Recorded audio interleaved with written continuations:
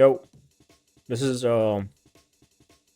another one of my experimental videos. It's not really the usual uploads, but I've been really inspired by icebergs in general. I've been watching a lot of COD Zombies icebergs, and I just wanted to make my own, Warframe iceberg video. The entries on this iceberg were made or were compiled by Cool Kid, Mr. Expert, Dimdon, and Tabuk. Uh, they're two separate or like three separate icebergs, I think. And I compiled entries from each one of them. Yeah, this video took me like 2 days just to write the script. Now I'm like recording it and then I have to edit. Yeah, that's pretty much it. I hope you guys enjoy. If you do enjoy it, please sub and leave a like maybe. Also, thank you guys for 1,000 subs, and I would like to announce that I launched my own merch, which you can buy. These designs look really cool. I fucking love them. I designed these myself, and let me know if you guys have any criticism regarding them, or feedback, or designs, or design ideas if you'd like to see more. But yeah, you can leave your feedback on my Discord or by DMing me on Discord as well. Anyways, I hope you guys enjoyed the video. The Vor Monologue. Captain Vor is a boss that you can encounter during Void Endurance missions or in the Fury missions. Those are just some of them. Once he spawns, he'll start his monologue and he'll just never shut up. And this is what he usually says. The text you're reading right now, if you want to listen to it, you can go just on YouTube and look up Vor Monologue, and yeah, you'll find it. Signature weapons. Signature weapons are particular weapons associated with a specific warframe, benefiting various advantages when wielded by its related warframe. Companions also come with their own signature weapons, technically, but they give no advantages when you equip them on them. 100 Days of Warframe. 100 Days of Warframe is a parody animation made by MASH back in 2016. It has about 30 million views as of 2024. And most Denos are familiar with this animation, really, due to its popularity back in the day and still to this day. It's still, something that gets recommended to you on YouTube. So if you want to watch it, just look up 100 Days of Warframe and you'll find it. Near bankruptcy. At some point during the early days of Digital Extremes, they were at a point of near bankruptcy and they only had like enough money to last about a year. So they had to like drum up more contract work, and basically they were like taking a lot of games to develop, but their limited resources and looming bankruptcy was like hanging over their head throughout the time of them developing these games, and also them wanting to make Dark Sector, which is their own game. But yeah, they were basically like a hire for work company back then. They weren't like their own developer company, I guess. They weren't making their own games, but yeah. Dark Sector. Dark Sector is a game that was made by Digital Extremes. This game was being worked on for a while before they made Warframe.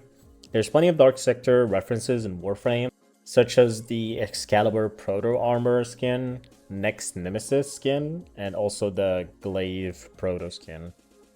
There's also plenty of other references for Dark Sector and Warframe, but it's not because they're linked or anything. It's because it's the game that, the devs made before Warframe. Clem was fan-made. Clem is a Grineer defector who serves as one of Darvo's undercover contractors, providing the merchant with information.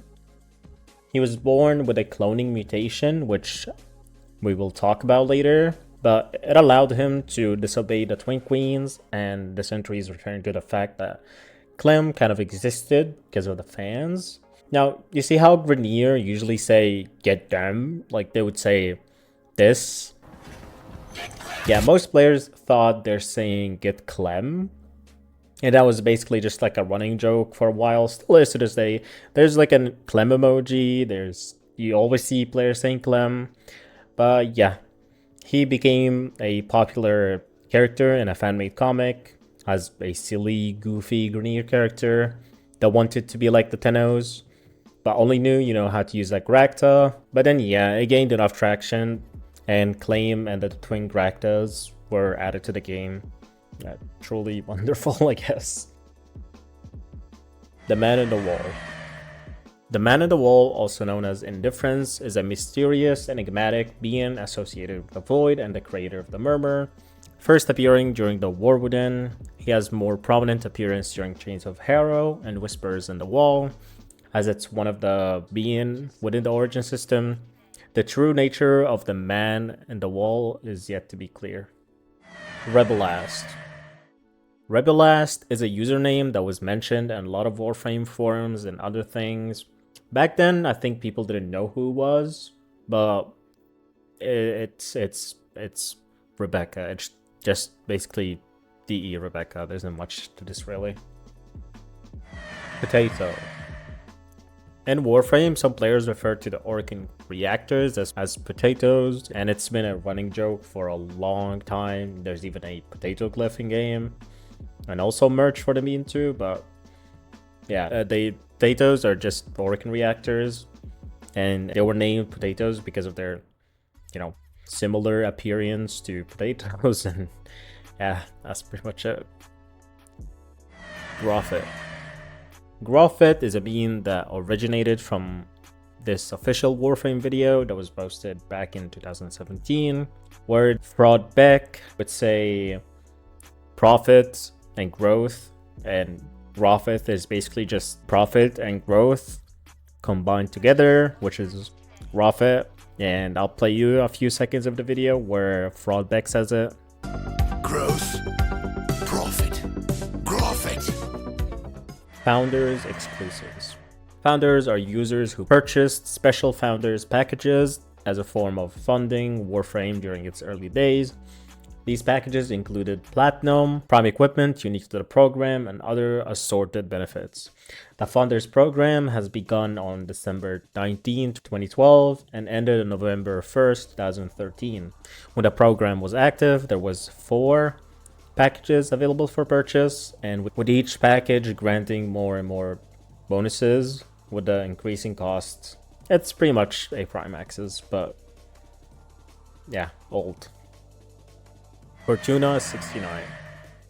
When Fortuna came out, the servers were pretty much filled to the brim, and according to a comment I've seen, the Fortuna lobbies made it up to like 500.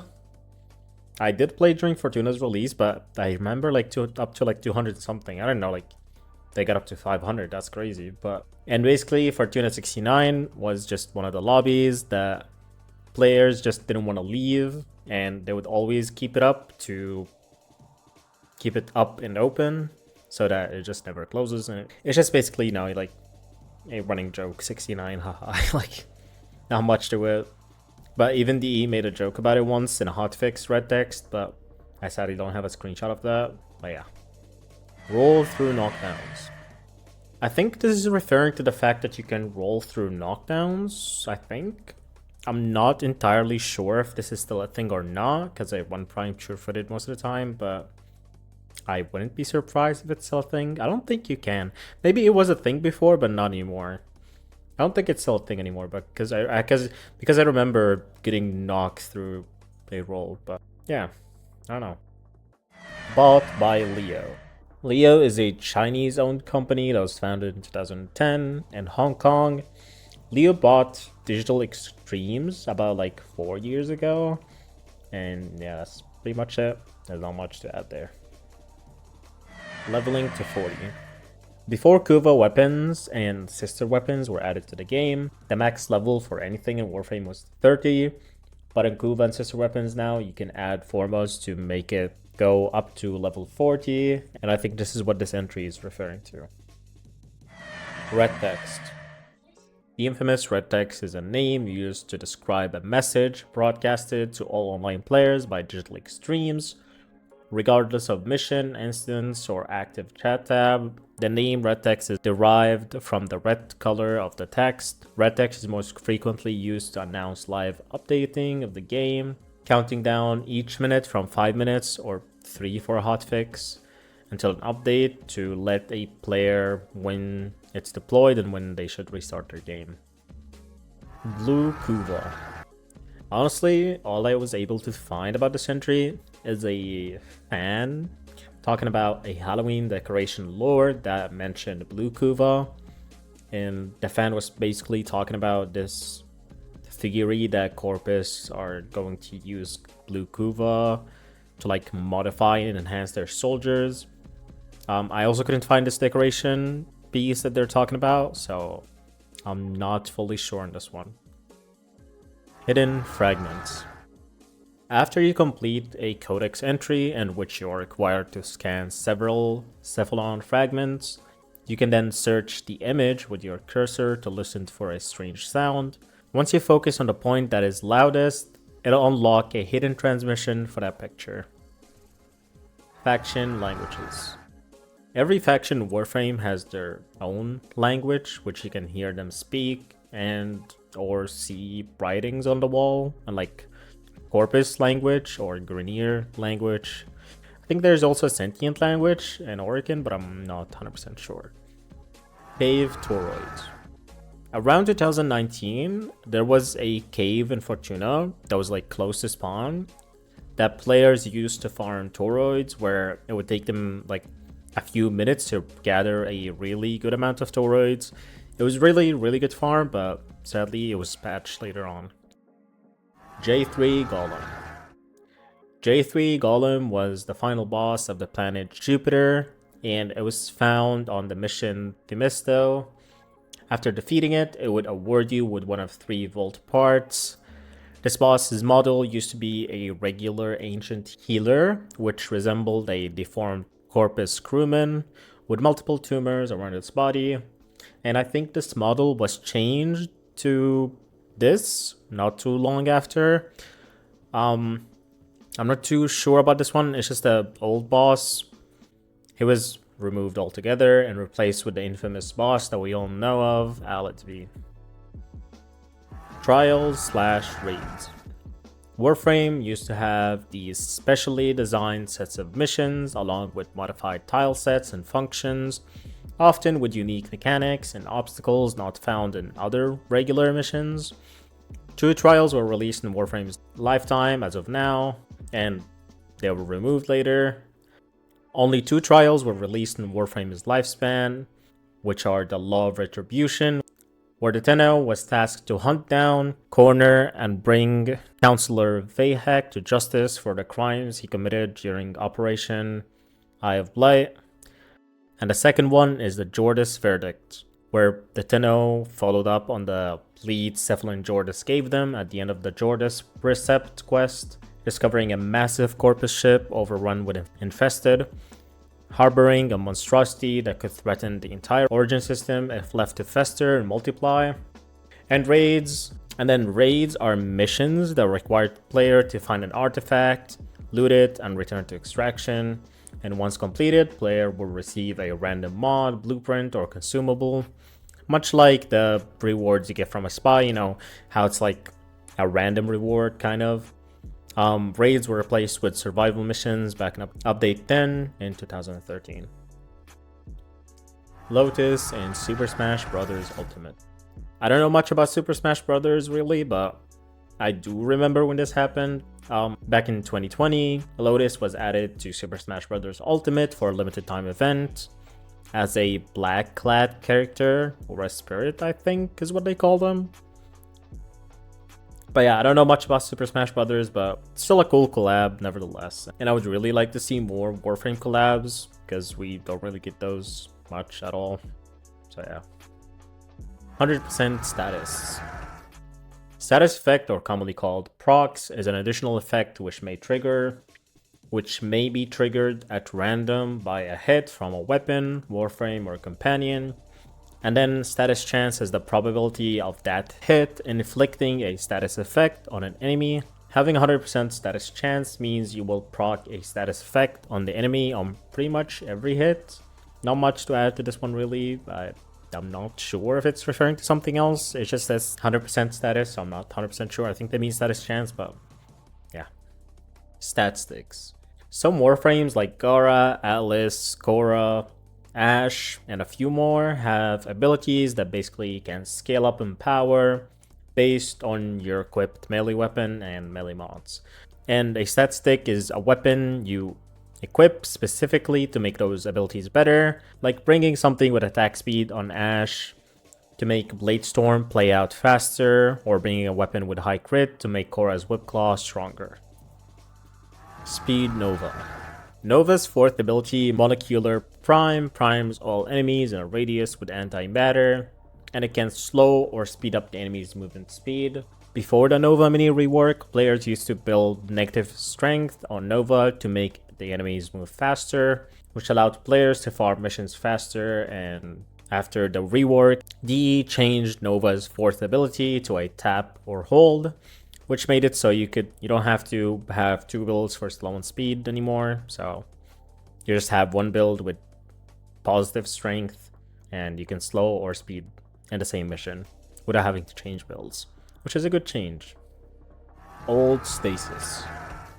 Stasis is Limbo's ability to freeze rift-bound enemies, and enemies that are hit with stasis can only be damaged with melee weapons. And it wasn't really an issue back then because melees were really busted, but it was annoying to some players because it wouldn't only stop the enemy's projectiles and freeze them, but also your allies' projectiles. So whenever you shoot a gun in Limbo's bubble or like on enemies that are rift bound, you basically can't hit them with it.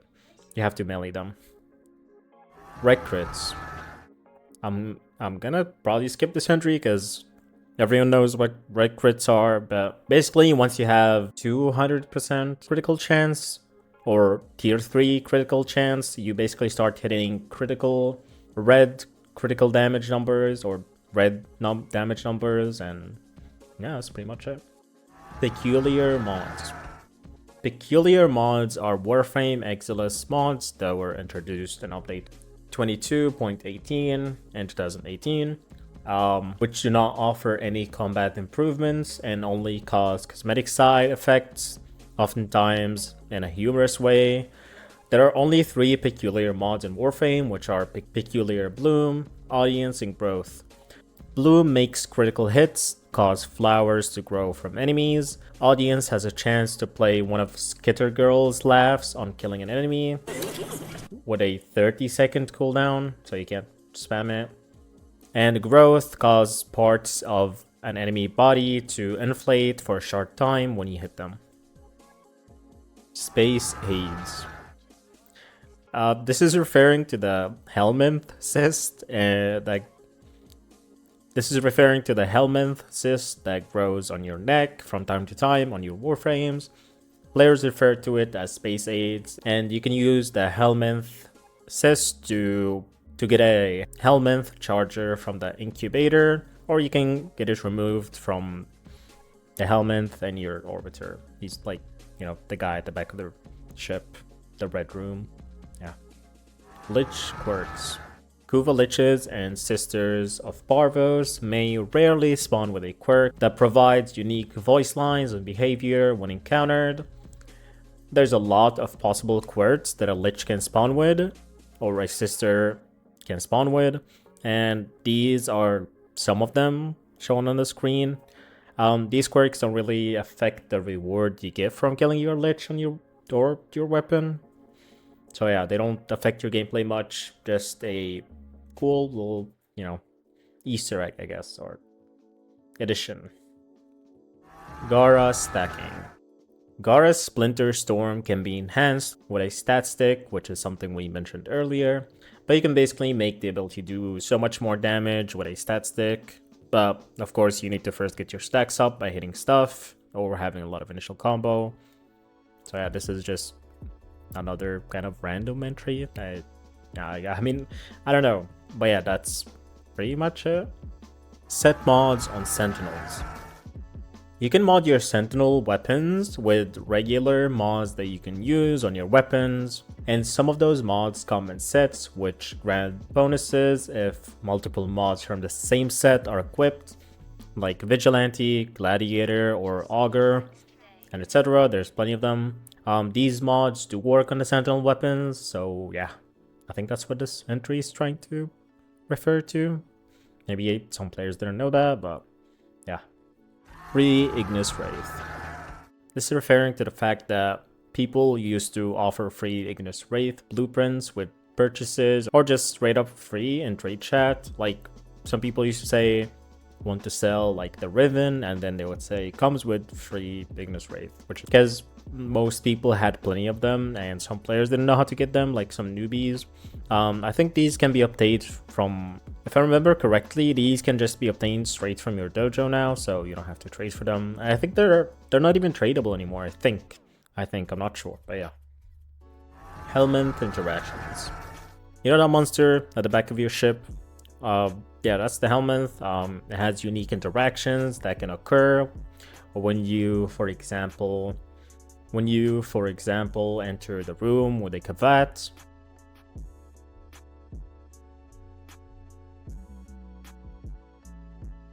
And for Kubros and Helminth Chargers.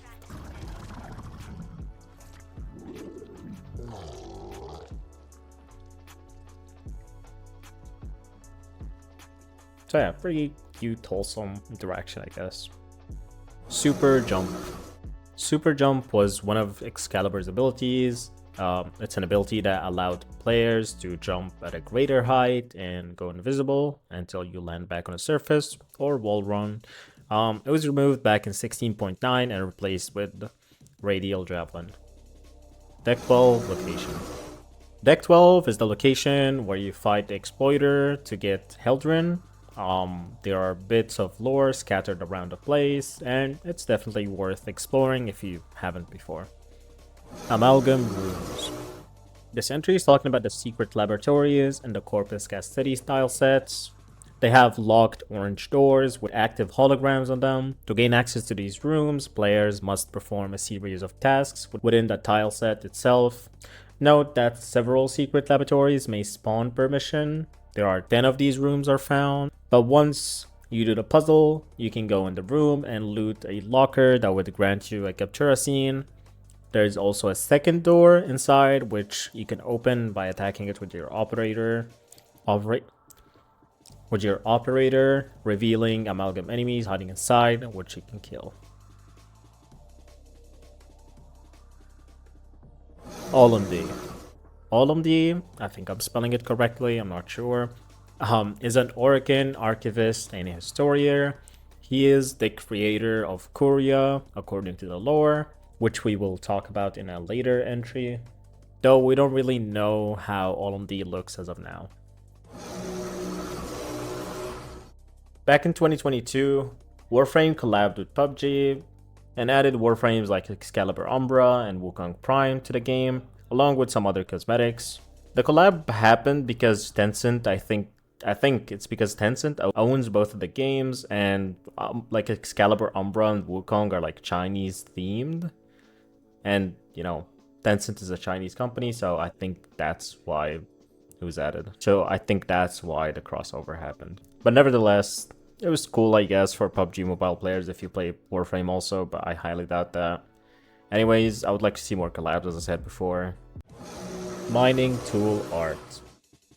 Before the mining rework that came along for Tuna, mining tools and Plains of Eidolon asked you to trace the outline of an ore node to mine it. Players used to use these to draw various things, ranging from penises to send nudes to their teammates. So yeah, this was reworked, and that's not how it works anymore, sadly. But yeah. Necromic Cob. This entry is referring to the fact that some people noticed that Necromics look like corn knobs with legs. And also apparently there was a bug where Necromics would bug out and their bodies would disappear, leaving just their inside, which again looked like a corn cob. Coptering. Coptering is a movement technique that allowed players to travel at a faster speed by pressing a sequence of buttons, kind of like wall skating from Destiny if you're familiar with that, but not so much.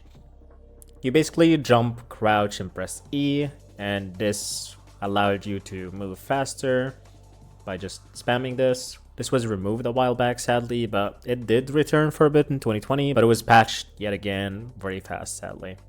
Arcane helmets. Arcane helmets were basically just alt helmets that you can equip on your Warframe. They originally affected Warframe's stats by increasing one stat in exchange for another stats penalty. These helmets became no longer available from the market or a reward from the alerts, and statless variants, which are available today, just, basic alt helmets, replaced them. The 27 arcane helmets that existed before this change were kept intact and can be traded between players still. English speaking Grineer. While some Grineers nowadays sound like they're speaking English, they are not really speaking English, but except for Cal and some of the bosses as well, like Captain Vor and whatnot. But back then, during the beta, I think, Grineers used to have different voice actors and voice lines, and they were basically speaking English. The time for battle is at hand. Join with us, or be crushed as vermin. Echoes of Umbra. Echoes of Umbra was going to be an additional award that would have dropped from select disruption missions. Once you obtain them, you can infuse it on your Warframe via the Helminth to be able to make your Warframe fight while you're outside of it. Kind of like Excalibur, Umbra, pretty much. It's the same thing. This was scrapped like 4 or 5 years ago, and I don't think we'll ever get to see it again, so yeah. John Prodman. John Prodman is a rarely encountered enemy in the Index. Similar to Clem, Prodman is another meme character that's loved by the community, and here's a post about him too. You can pause to read it if you'd like. Hey kiddo. This refers to an Easter egg that can happen after you complete the Chains of Hero quest, where you would hear a doppelganger of your operator say, "Hey kiddo," or you would see them and they would say that. Hey kiddo. Hey kiddo. It's just the man in the wall fucking with you, basically. Yeah, that's pretty much it. And kiddo is the nickname that was given to you by your operator's father, apparently. So yeah, there's that. Stamina/Parkour 1.0. This entry is talking about the old Warframe/stamina system. Players used to have stamina bars that would deplete when you sprint or do a melee attack. It was very slow and a limiting system, so thank God it's gone. Pink shorts. This is just talking about the pink shorts that Steve, a Warframe dev, used to wear occasionally. Players found them very funny looking, and it just kind of became a meme. And even got its own glyph as a reference in game. Kuria. Kurias are mysterious relics scattered throughout the star chart. They can be scanned with either the Codex scanner or the Synthesis scanner to unlock lines from story about the origin of the Twin Queens and other stories. You also get a glyph once you scan 75% of them, so it's definitely worth doing if you like collecting glyphs. Grendel eating Lethantis. During Grendel's development, it was mentioned that he was able to eat some bosses in-game, and one of these bosses were Lethantis, where Dee showed us a clip of Grendel devouring the poor guy on a dev stream. As well, when we were making Grendel, we said we had a video of him eating Lethantis, so here it is. Oh yeah. AKA Mike B. Mike, aka B, is an old Warframe YouTuber that used to post crash courses about Warframes back in the day. He doesn't really do Warframe videos anymore, and his last upload was like 10 or 11 years ago. Stalker mode. Stalker mode is an unofficially dubbed mode that was first unveiled during the TennoCon of 2017. The proof of concept allowed a player to take over the rule of the usually AI-controlled Stalker. This was never planned to release to the public really, and was only playable at TennoCon 2017. But you are able to play a Stalker during the Viri missions if you meet the requirements for it, or if you play the Jade of Shadows quest. Sentient Phallus. I think this is talking about the sentient remains that can be found in the Corpus facilities in Orb Vallis, and these sentients were basically used in Corpus experiments, and some of these sentients were infused with Corpus weapons like the Okakur and Batacor. Deceased Warframes. The warframes we usually use were actually a person before, and they all have origin stories as we usually see in the quests. There's another entry similar to this in a way later, but basically this is referencing the deceased warframes like Sevagoth, who died during the quest, Umbra Excalibur, who was killed by Nata, Mesa and Volt were used for parts for Zanuka by Alex V, and Gara died fighting an Eidolon. There are other ones too, but these are just the ones I'll be talking about here. Multiverse theory. I don't think this is talking about a specific Warframe multiverse theory, so I'm not sure how to go on about this one. There are plenty of multiverse theories out there. Definitely worth checking out. They're somewhat interesting to read through, but nothing's confirmed by the devs yet, so yeah. Nuptia. Nuptia, also referred to as wedding, is a ceremony celebrating the committed union of two Tenno for life. It's basically just a wedding but for Tennos, and the word just means wedding in Latin. Lotus language. Lotus language is the language Warframe is written in. Some text strings do bug out in games sometimes and show Lotus language, followed by something like in these pictures. But it's just basically trying to load something and it just failed. And Lotus language is just the coding language the game is written in. Meyer and the Foundry. Meyer is the default model when something is being built in the Foundry. So sometimes you could see Meyer crafting when you're looking at your Foundry, while it's actually a completely different thing like Excalibur or something like that. I'm not 100% sure if this was patched or not, but yeah. That's what this entry is referring to. Back in the day, Warframe revives used to be capped at 4 per day per account, and later were changed to 4 per Warframe per account. And if you haven't guessed it by now, this entry is referring to the fact that you used to have to spend platinum to revive after you used all your revives. This was obviously a horrible, thing, and it was removed and hasn't been a thing in like more than a decade. Old arc traps. I haven't found much about this entry. I haven't found much about this entry really, besides players complaining about the arc traps from a decade ago, where they would get detected by enemies, even though they were in stealth mode, like invisible. I mean, I'll be annoyed too, to be fair, but yeah, this is not a thing anymore, I'm pretty sure, so not much to say here. Snow in space. During Christmas 2013, the Warframe Christmas event changed the Arsenal screen to show snow. Back then, the Arsenal screen was just a screenshot of space, so it was basically snowing in space. Starter Loki. Back in the early days of Warframe, Loki used to be one of the starter Warframes, and the starter Warframes has been changed a few times before the roster we know of now existed, which is Excalibur, Mag, Volt. Back then, it was Volt, Excalibur, Mag, and then they replaced Mag with Volt, and then they replaced Loki with Volt, from what I've read, I think. But yeah, it was changed a few times because the playstyle of Loki didn't fit, didn't fit the starter player, and it was because Loki's kit was mainly for stealth and in-game missions. But yeah, registered losers. I'm just gonna play the clip for this one. It's just too funny. Yeah, it's so cool to see that players get to keep coming back into this experience at Digital Streams. You guys have been very devoted to this. You said your community. It's I think when you jump in, people are surprised how many people are there and the love they have for this game. Yeah, I mean, we have 26 million registered users. Warframe discounts and breaks. Have you ever taken a break from Warframe just to return to a daily login of Platinum discount? Well, there's a rumor that has been going on for ages that you're pretty much guaranteed to have a discount after coming back from a break from Warframe. This is of course not confirmed, but it happened to me as well plenty of times, so I think it's true.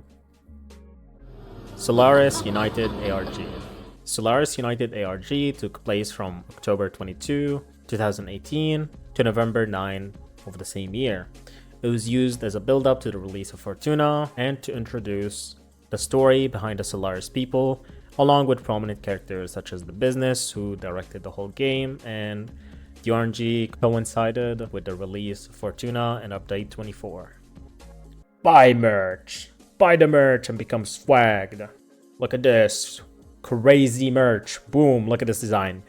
Wonderful, amazing, goated. Designed by me. Tenno Space Program.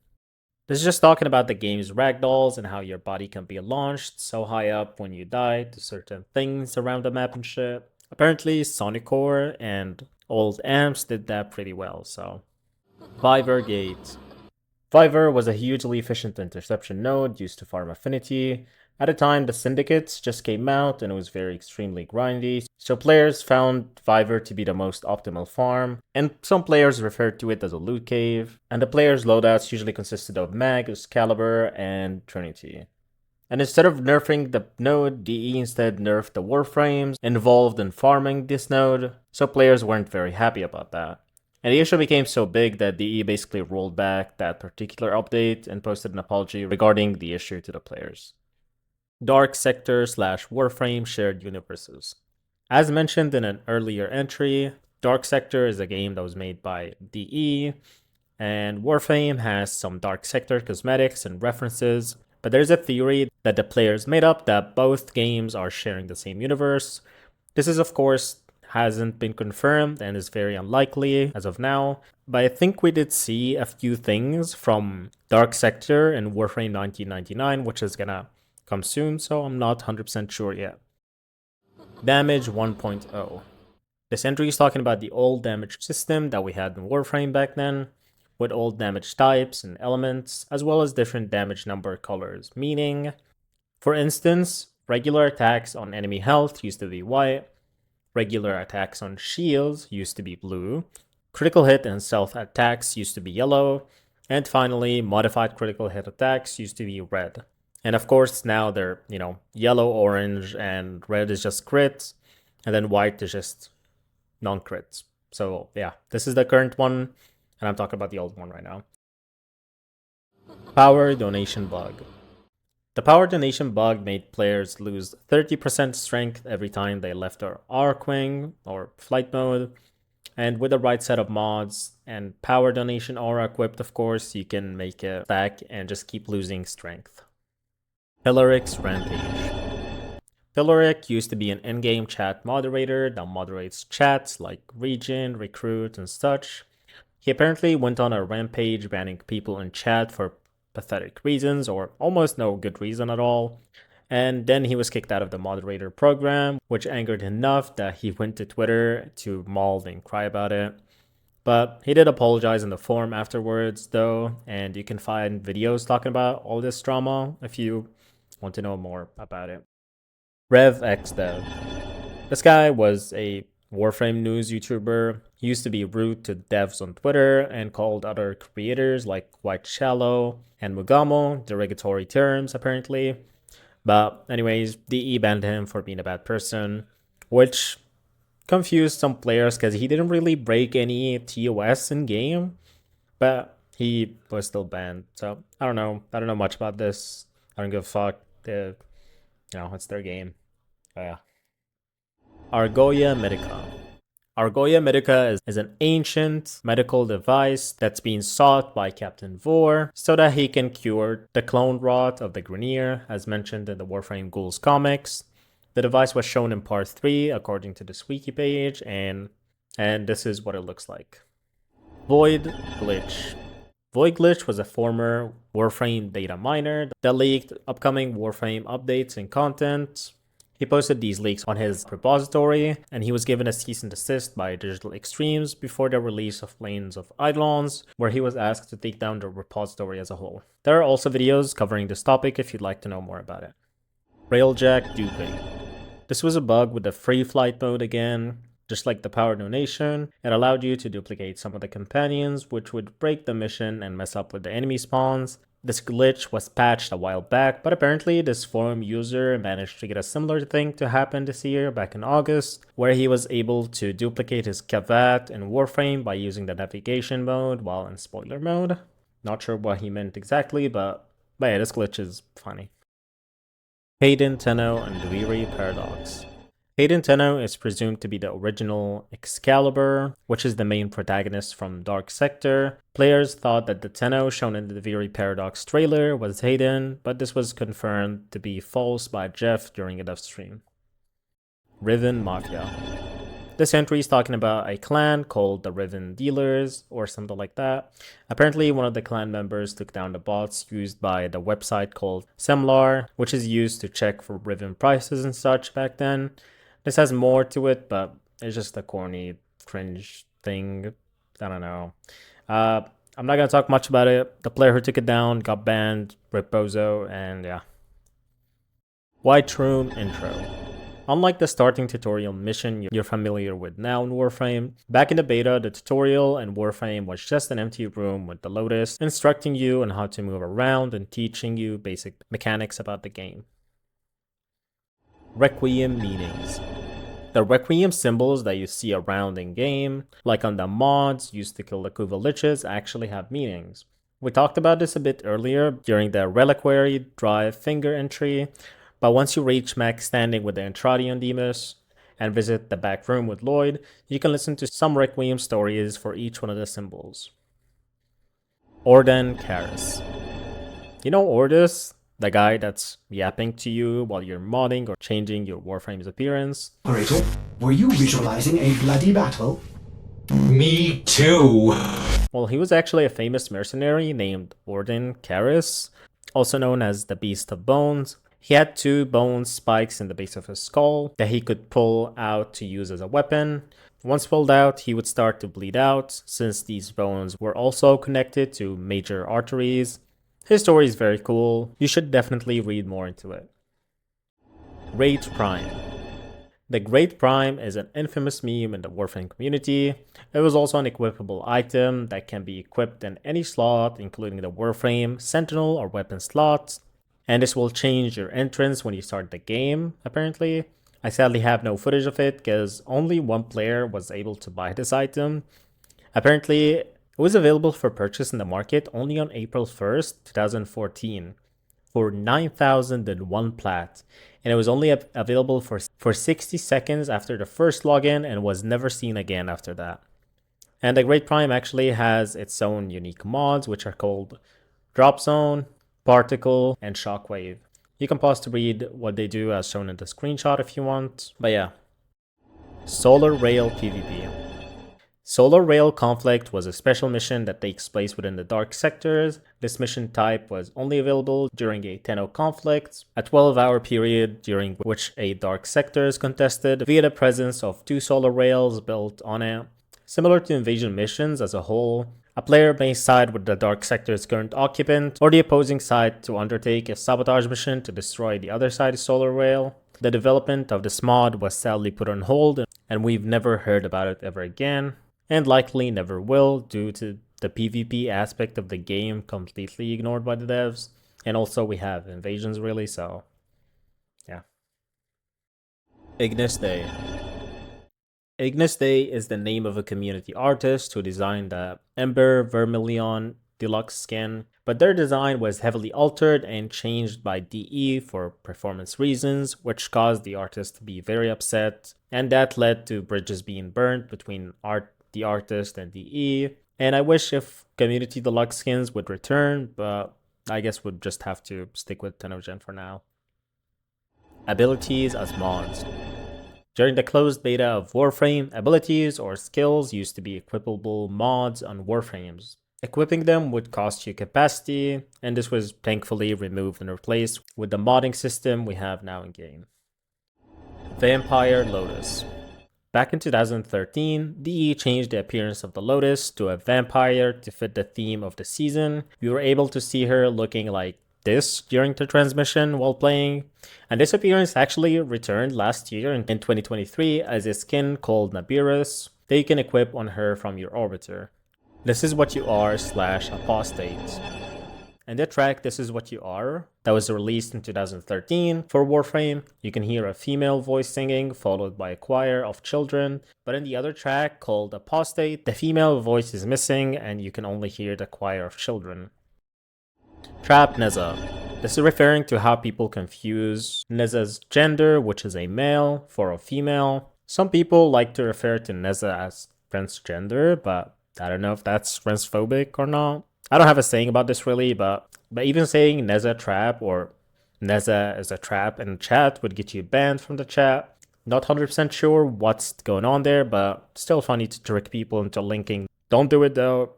Very fucked up troll, you'd get them banned, so don't do it. Gender bent Warframe. During the early development of Warframe, some Warframes like Ember used to have a male version which was called Blaze, and Ash was actually supposed to be a female originally. Although this concept was scrapped and we never ended up getting Blaze, we did get one female spinoff, which is actually Nyx, and she was supposed to be Excalibur's female version. Zaku is made of Ivara's squad. As of Zaku's Prime release, Zaku's lore is yet to be changed and still is the same as before, which says that Zaku is made up of 3 Warframes that used to be beneficiaries of the Entrati throughout the ages. The trio were lost to the void over time, and their shattered remnants fused together into the being that is known as Zaku. Nothing confirms that it's actually Ivara's squad lore-wise, and we know that Myrmidon has killed Ivara's squad, and she's the only one who survived according to the Liverian. Old bosses. Back in the Warframe closed beta, some of the bosses we know of looked nothing like the ones we see today. Captain Vor, Vayhak, Killa the Fame, all looked like regular enemies before their models were changed later on. And as for Pluto, it had a completely different boss from the one we know of today, and a model for that boss was later repurposed and turned into our beloved merchant, Darvo. Skanazilla. This is a word that would get you kicked from chat upon sending it due to it containing the word N-A-Z-I in it. I'm not gonna spell the word just in case YouTube is being funny. Russian-speaking Grineer. A lot of players in Warframe thought that the theme of Grineer as a whole was very similar to that of the Russian during World War II era, and also their language sounded like Russians. I don't see it myself, to be honest, but yeah, that's what this entry is referring to, I think. Cursed relic items. This entry is talking about how the relic rewards that would sometimes fail to load or bug out and would show missing or uncompleted strings or just nothing. I think this has been patched, and I haven't really encountered this as of recent, but I've definitely had it happen to me before where it just didn't show anything. Reward screen Excalibur.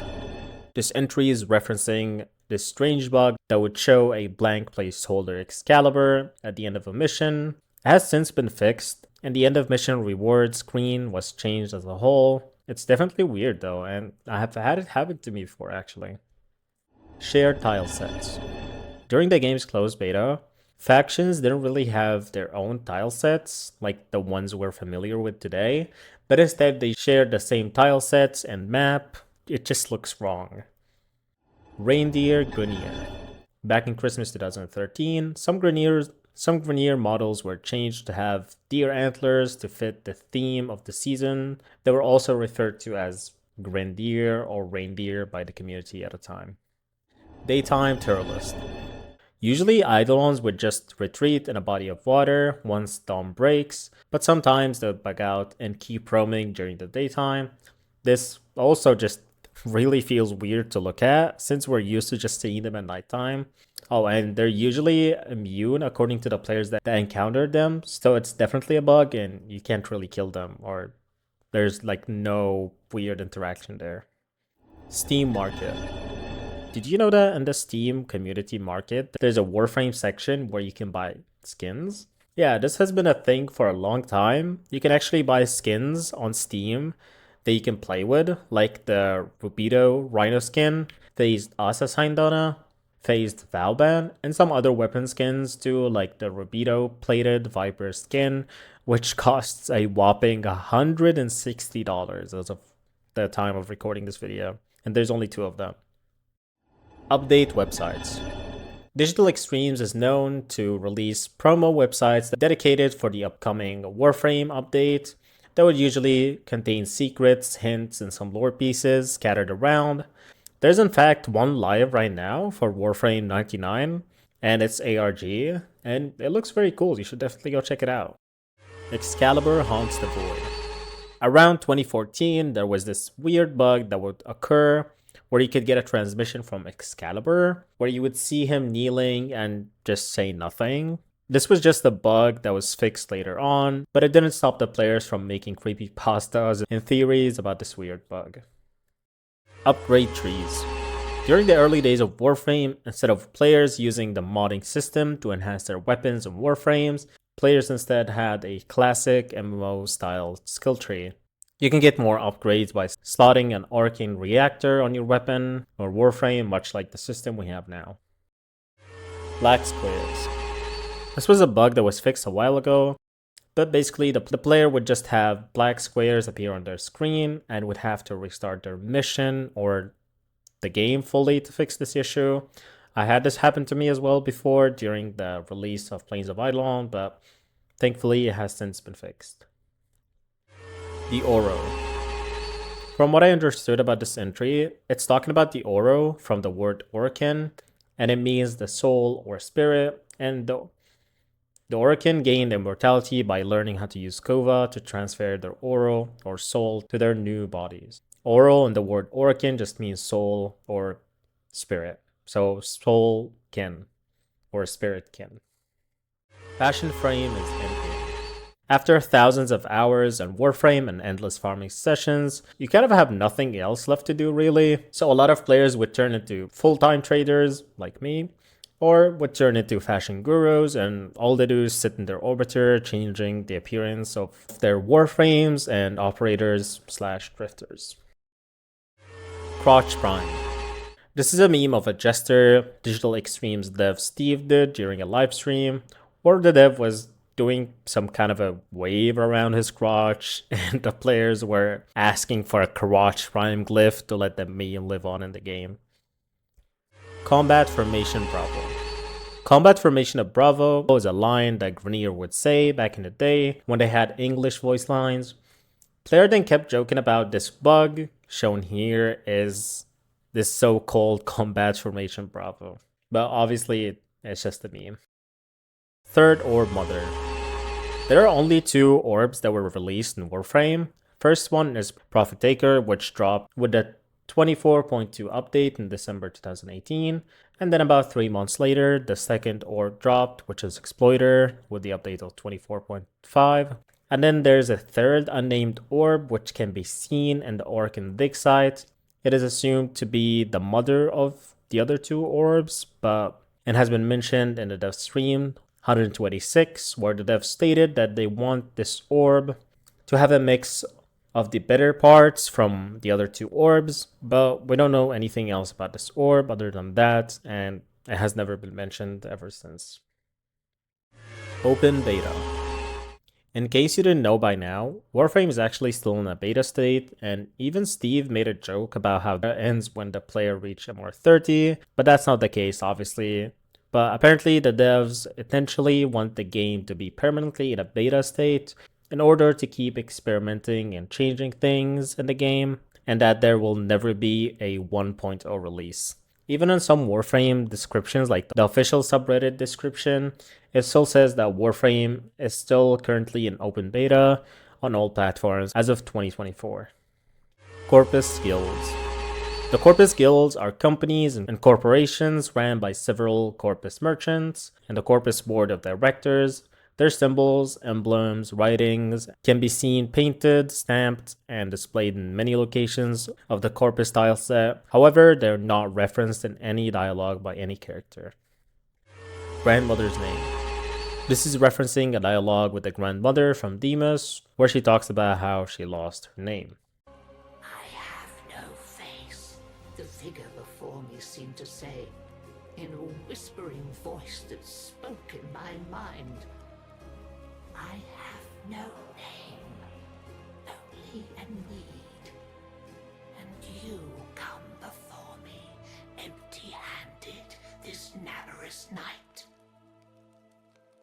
I do have one thing to give, if it please you, I said to her. My name. When You ride away. You shall be Dagoth. And I shall be only grandmother. And that is the story of how I lost my name. Durf Anio.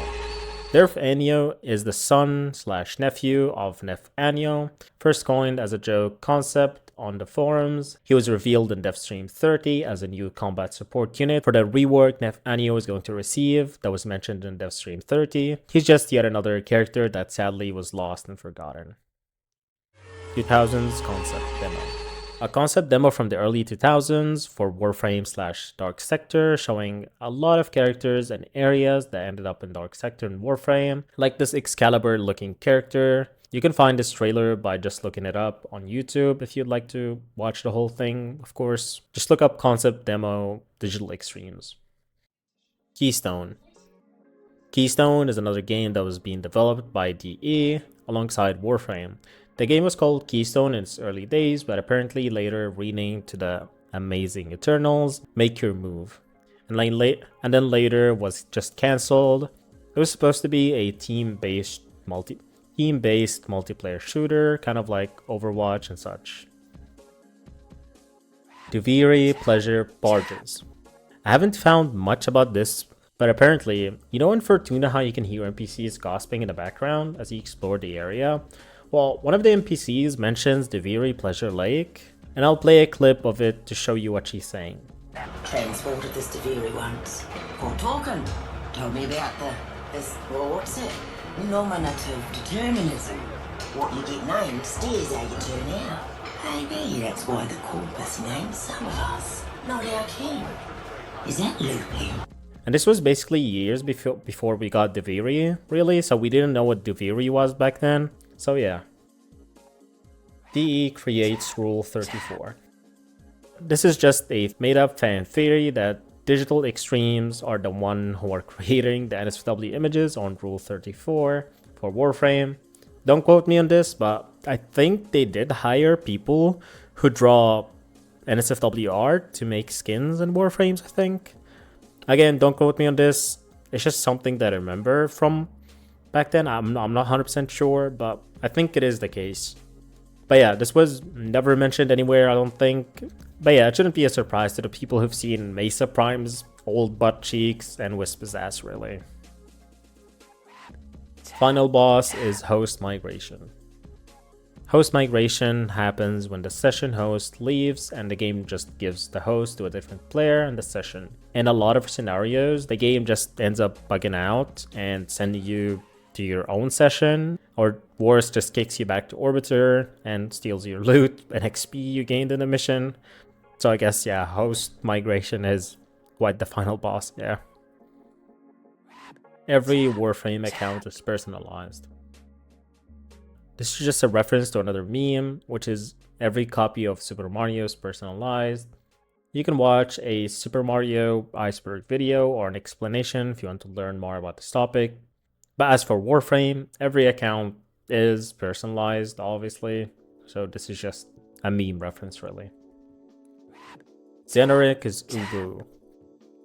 You see how this symbol almost looks like an Uwu face? Yeah, that's the Xenoric symbol, and some players from the community say that it looks like the Uwu phase due to the similarities between the two, like the eyes, I guess, on the left and right, and then the middle part kind of looking like a W when you flip it.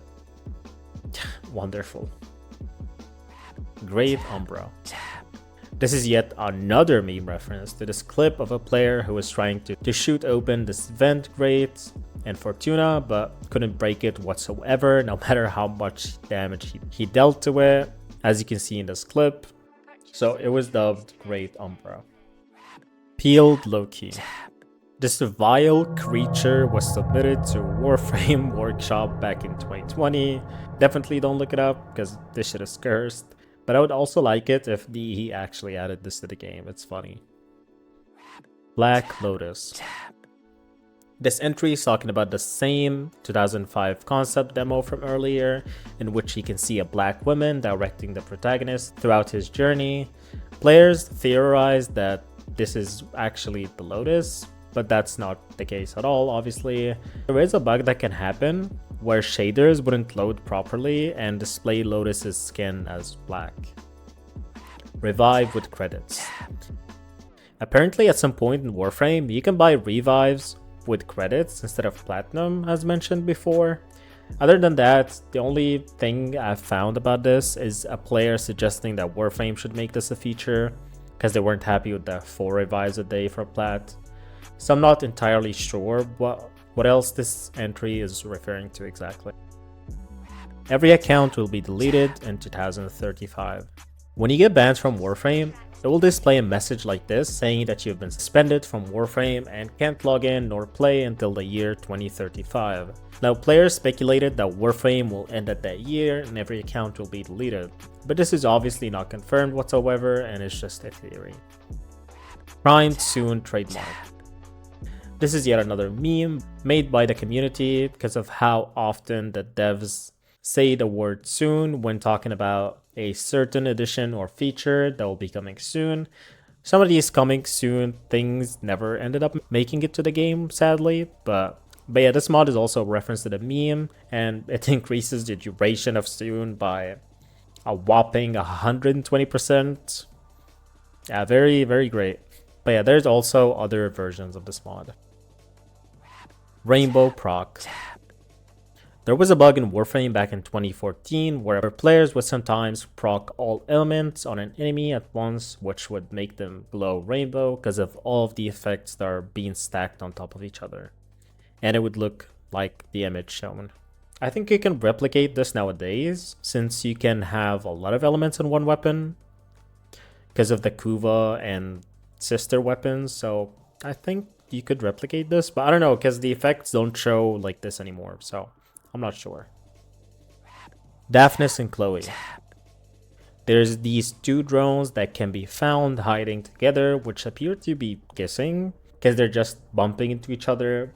But from what I've gathered, this is just an Easter egg that is actually based on a Greek pastoral novel that talks about 2 fondlings who are brought up by Shepherd and who fall in love at an early age.